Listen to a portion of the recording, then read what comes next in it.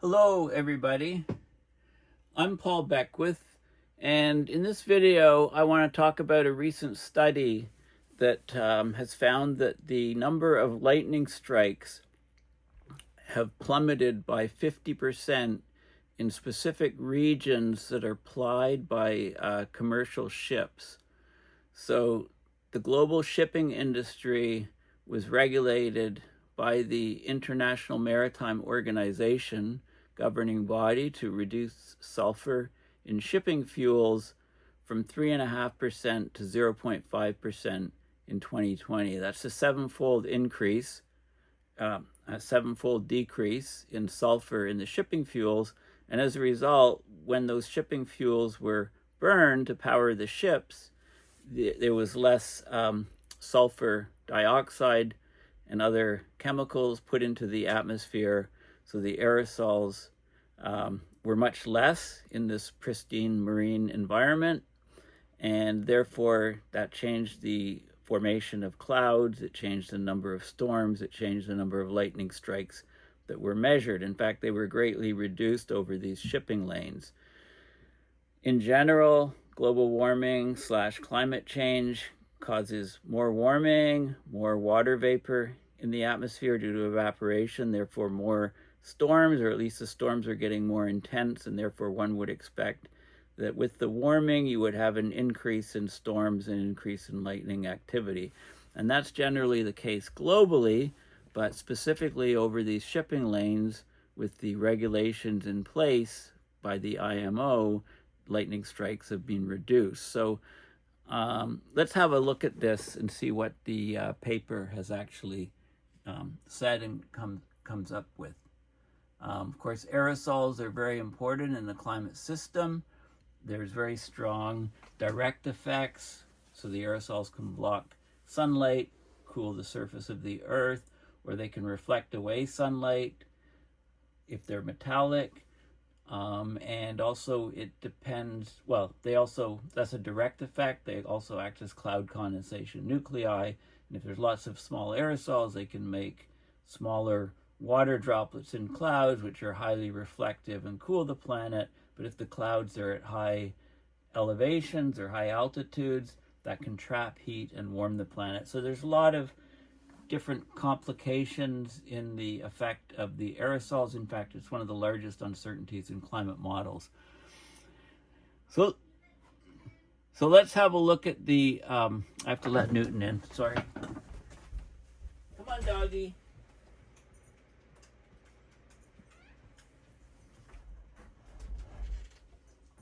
Yeah, you silly boy.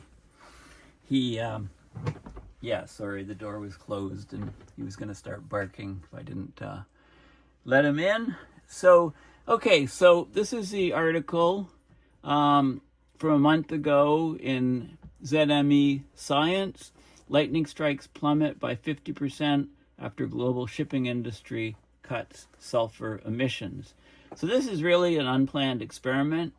And it does let us learn quite a bit about the effect of aerosols on clouds, the effect of aerosols on deep convective storms, and the effect of aerosols on, lightning that is generated from these storms. More powerful storms, more lightning. This is just a stock image of a coastline showing you a lightning strike there. So if you look at a map of lightning near the port of Singapore, and let's just go to Google Earth, and here's Google Earth. This is the Indian Ocean, India, and Thailand, Cambodia, Vietnam. Singapore is right over here. Okay, Australia down here. So Singapore is right here. This is Malaysia. This is Kuala Lumpur. This is a major shipping route here, which brings ships from the Indian Ocean into this region. And of course, if you go up the other route into China and the China Sea, it's massive numbers of ships ply these waters. So this is the part of the world that we're talking about. So if you look at a map of lightning near Singapore, you'll notice an odd streak of intense lightning activity right over the busiest shipping lane in the world. As it turns out, the lightning is responding to the ships, or rather the tiny particles that the ships emit as they burn their bunker fuel, and the sulfur in them creates these sulfur dioxides. So they use data from a global lightning detection network, and this study, they determined that they studied how the exhaust plumes from the ships are associated with an increase in the frequency of lightning. So the more ships there are, the more exhaust plumes there are, the more lightning there is. For decades, the emissions from the ships steadily rose as increasing global trade drove higher ship traffic. Then in 2020, there were these new international regulations by the IMO, the International Maritime Organization. It cut ships' sulfur emissions by 77%. Okay, they were actually 3.5% of the ship content in the shipping fuel reduced to 0.5%, a sevenfold increase in sulfur. So they published, they studied this, they published new research, and it shows how lightning over the shipping lanes has dropped by half, almost overnight. It dropped by 50% almost overnight after the regulations went into effect, and it's continued to drop, so it's much, much lower. So this is showing you the routes of this is transponder calls per square kilometer from ships. And you can see these areas where it's highest. These are the main shipping routes down to past Kuala Lumpur to Singapore.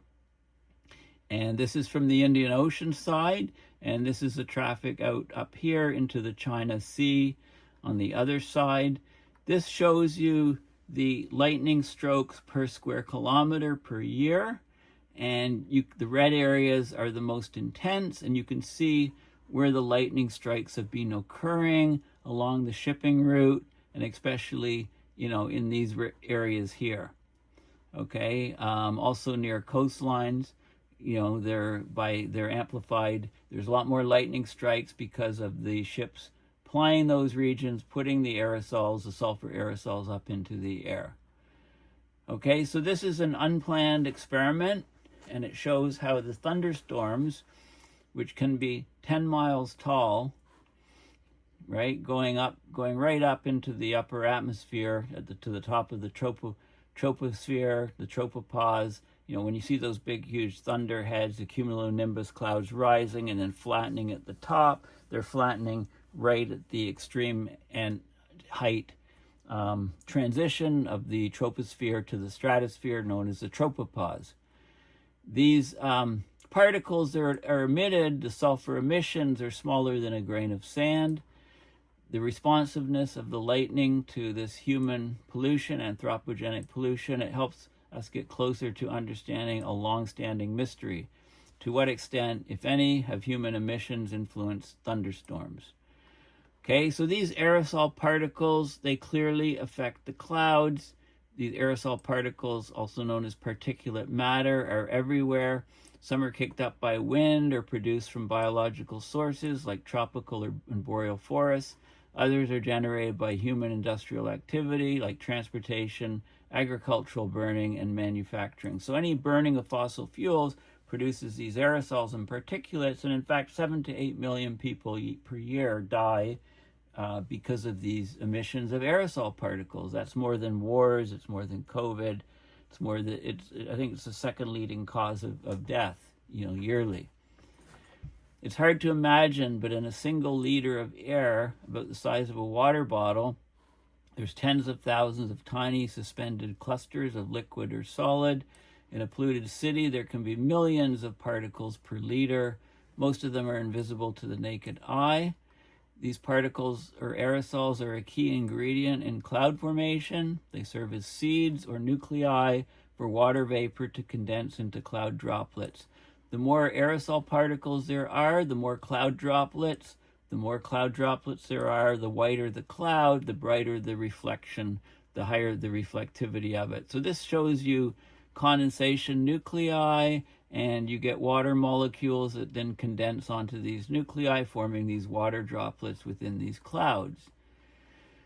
In shallow clouds, such as the puffy-looking cumulus clouds that you see on a sunny day, having more seeds or more aerosols has the effect of making the cloud brighter, because you get more water droplets. Therefore, there's an increase in droplet surface area, and that scatters more light. So it cools the ground underneath. But in storm clouds, the droplets freeze into ice crystals. And it makes things more complicated. So the effects of aerosol particles on storms are trickier to pin down. The freezing of cloud droplets releases latent heat into the atmosphere. It causes ice to splinter. It creates powerful thermodynamic instabilities that generate these storms, produce a very chaotic system. So it's very difficult to isolate how any one factor is influencing them. So this is a view from the International Space Station, and it shows the anvils of tropical thunderstorms. So the water rises up, and you can see, it flattens here, okay? It reaches a sort of limit where it can no longer rise up into the atmosphere, and that's because it's hit the upper level of the troposphere. Temperature is highest at the surface, decreases, but then it stabilizes, and at that stable point is the tropopause, the barrier between the troposphere where all the weather happens and the upper atmosphere, the stratosphere. So it flattens out here. It can't rise anymore, and you get these anvils of these thunderstorms. So basically, this is a perfect case where you just vary one parameter. You remove the sulfur in the aerosols, in the shipping fuels, which reduces the sulfur particles in the corridors above the ships. So they studied what was going on. So the engines of these ships are often 3 stories tall. They're huge. They burn very viscous, very soupy, thick fuel oil. They travel in and out of ports. They emit copious amounts of soot and sulfur particles. The shipping lanes near the port of Singapore are the most highly trafficked in the world. So roughly 20% of the world's bunker oil that is used by the ships is purchased there. And we'll go back here and just show you again where this is. So this is in this shipping corridor here. This is the port of Singapore right here. Okay, so it's feeding into the Indian Ocean over this way, and into the China and the rest of Asia, on this side. Okay, so in order to limit the toxicity of these aerosols to people near the ports, the IMO, which is a United Nations agency, it oversees shipping rules and security of ships, commercial shipping. They began regulating, this isn't quite true, they actually began regulating sulfur emissions before 2020, but in 2020 they had the sharpest cut. James Hansen has talked about this many, many times, so just go back and Google and watch some of my videos on James Hansen's publications and work, and you can get the details on this. But anyway, the tightest regulations were brought into play in 2020. They didn't begin in 2020. In the port of Singapore, the sales of high sulfur fuel plummeted from nearly 100% of ship fuel before the regulation to 25% after, replaced by low sulfur fuels. Okay, so there's a number of, what does that have to do with lightning? Well, scientists have proposed a number of hypotheses to explain the correlation between lightning and pollution. The crux is that you get an electrification of a cloud, you get charge separation because you get collisions between snowflake-like ice crystals and denser chunks of ice. You get a charge separation. It's like a huge capacitor. The cloud becomes a huge capacitor, especially for a cumulo-nimbus storm cloud, which has deep convection. It can travel up all the way from basically the ground up to the top of the atmosphere. Electrical energy builds up as you get ice crystals bumping past each other. So triboelectricity or friction. When the capacitor or the cloud discharges, out shoots a lightning bolt 5 times hotter than the surface of the sun. So the aerosol particles from the ship's smokestacks, they generate more ice crystals. There's more frequent collisions in the clouds, so there's more lightning. So after 2020, the study shows that lightning over these shipping lanes fell by about 50% after 2020. There were no other factors like El Nino, changes in storms that would explain this sudden drop. The lightning activity dropped 50% because of the regulation to reduce sulfur from shipping fuels. So there were therefore fewer aerosols, fewer seeds for water droplet condensation, fewer charging collisions between ice crystals, so the storms weren't as intense and there was fewer lightning. But less lightning doesn't necessarily mean less rain or fewer storms, right?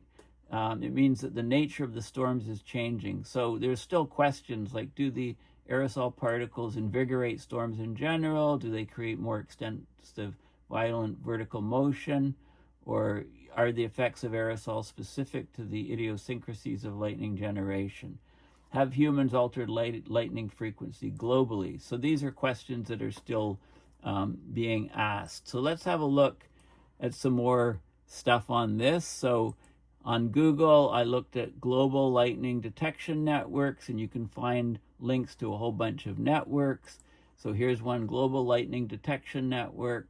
It's companies involved. I think you can register and you can see real-time data from, where the lightning is occurring, where the thunderstorms are occurring. You can access this data and get lightning reports and global lightning density maps and so on from this site. And there's another site here.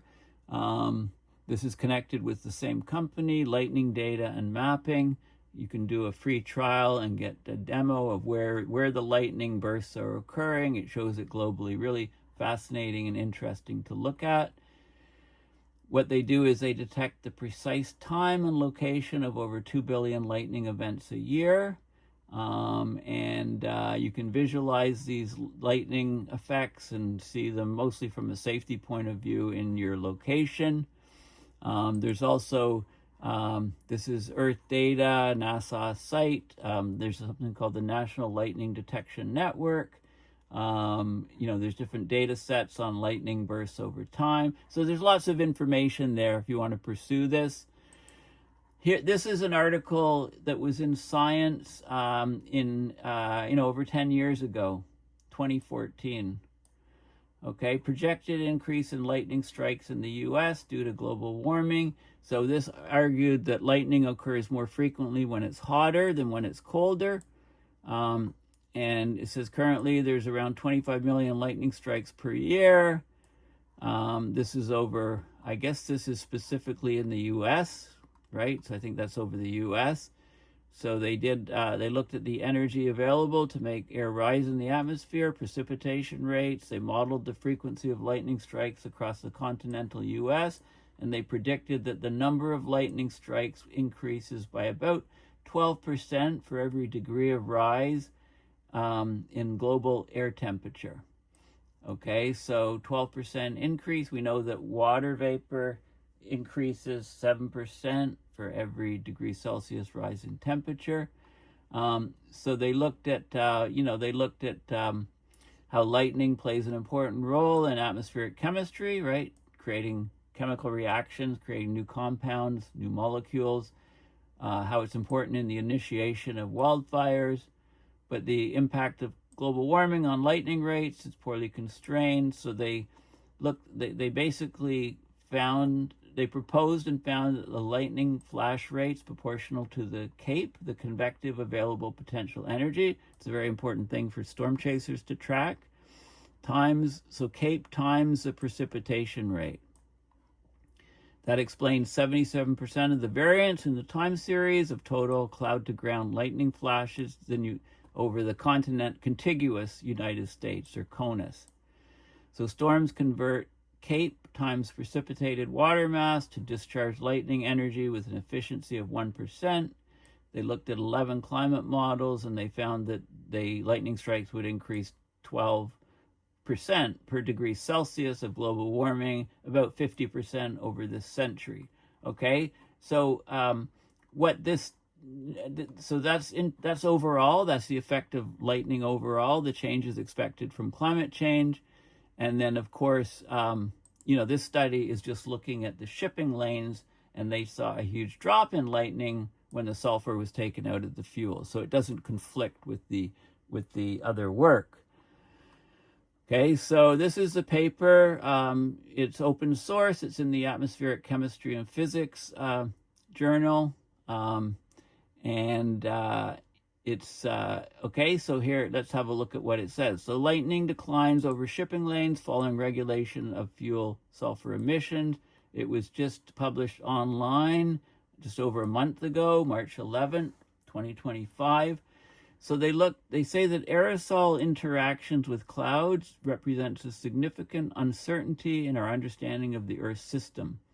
So deep convective clouds, we're talking about these sort of cumulo-nimbus storm clouds. They might respond to the aerosol perturbations or particles, number counts, distributions in several ways that have proven difficult to elucidate with observations. So here they look at the two busiest maritime shipping lanes in the world, which emit aerosol particles and their precursors into an otherwise relatively clean tropical marine boundary layer to basically discern the influence of aerosol on these deep convective clouds. The recent 7-fold change in allowable fuel sulfur, right, it went from 3.5% down to 0.5%, a drop of a factor of 7 in 2020, as regulated by the IMO. So that allowed them to test the sensitivity of the lightning to changes in the ship plume aerosol number size distributions. They found that across a range of atmospheric thermodynamic conditions, the enhancement of lighting over the shipping lanes was actually dropped by over 40%, up to 50% in some regions.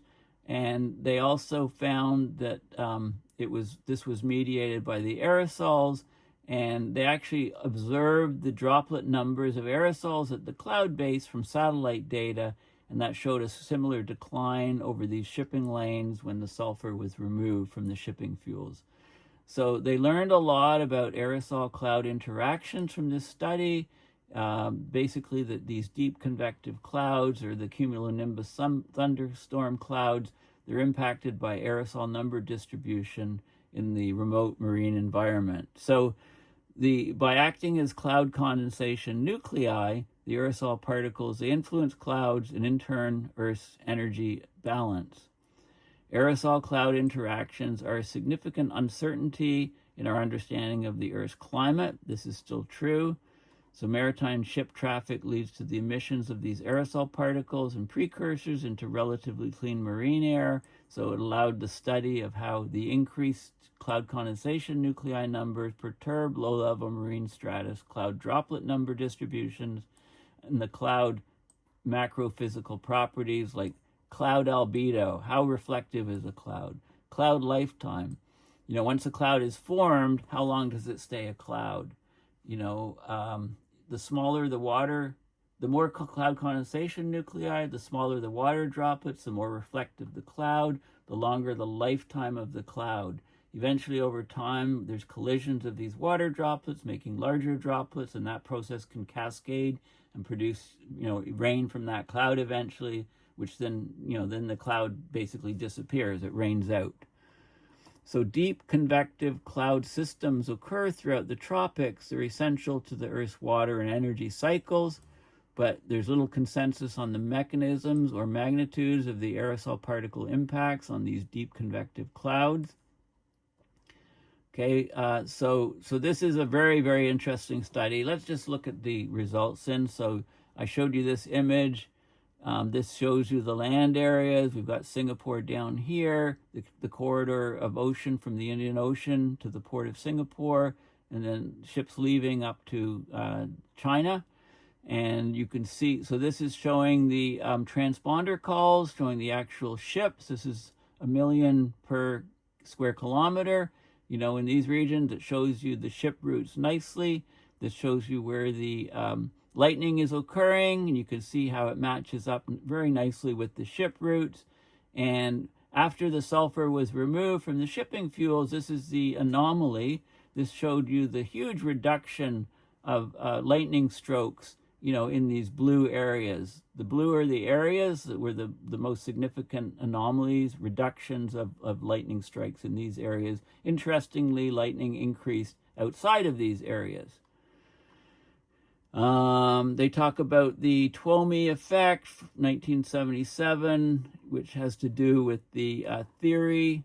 So several mechanisms are being proposed to explain how aerosol particles from ship emissions could enhance lightning frequency, all of which involved enhanced cloud droplet nucleation. This is the Twomey effect, leading to either perturbations to supercool liquid water and ice hydrometeor distributions, enhanced charge separation. You need the charge separation to get the lightning bolt generated. Okay, so they talked about the January 2020 International Maritime Organization reduced the amount of allowable sulfur in fuel by a factor of 7, from 3.5 to 0.5%, to curb the effects of maritime shipping on air pollution. Okay, but it really changed the effects of the clouds. So let's have just going through and look at more of the data. So this is distance from the shipping lane in kilometers. This is nautical miles. And right in the center of the shipping lanes, this is lightning strokes per square kilometer per year. This is before the IMO, before 2020, before the IMO regulation came in, lots peaking up between 10 and 12. This is strokes per square kilometer per year. And then, how that dropped significantly, up to 50%, after 2020, and you can see how closely it's tied to the shipping lanes. This is high sulfur fuel sales dropping off a cliff here, and distance from shipping lanes and the lightning strokes, being very high in this region, basically dropping down significantly afterwards. And they show the different distributions, the effects of, they've got precipitation and Cape here, and you can, lots of lightning bursts. This is pre, lots of lightning bursts, and then post, the Cape greatly reduced, and much less lightning. So this is showing distance from shipping lane, the number density of the droplets, the warm cloud-based droplet number, and they derive this from MODIS observations of optical depth and effective radius. So using satellite data, so independent data, and they found that before the IMO regulation, the number density was high of particles in those clouds, and after it dropped very, very quickly, especially in area, and it depends on the wind direction, so it's not symmetric about, like the drop here is different from the drop here. The distance between these two curves is much greater here, but then when you go to the other side of the shipping lane, it's different. It's not the drop isn't as large, and these are wind effects and stuff, trade wind effects and so on. Okay, so this is really neat stuff.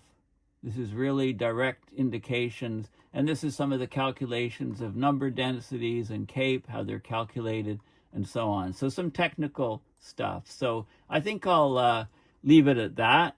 So this is a really fascinating study. These are some very major commercial shipping routes. Sulfur was removed from the shipping fuels. There are much fewer cloud condensation nuclei, sulfur particles, with the sulfur removed from shipping fuel. So the number density of particles was measured, aerosols was measured to be much lower. The number of lightning strikes down by 50%, meaning the number of cumulo-nimbus storms and lightning bursts down 50%. So these aerosols have a huge impact on that. So it's a very fascinating study. So thank you for listening. And please consider going to my website, paulbeckwith.net, and donating to PayPal to support my research and videos. Or if you, if you're into caps and T-shirts, this is probably my favorite. You can ignore climate change, but it won't ignore you. all hell's breaking loose, climate mayhem, and then of course what happens in the Arctic doesn't stay in the Arctic. We're connecting the dots on abrupt climate system mayhem, which is one of the things I usually say towards the end, you know, at the end of my video or in the blurb on my video. So thanks for listening, and yeah, very interesting study. Bye for now.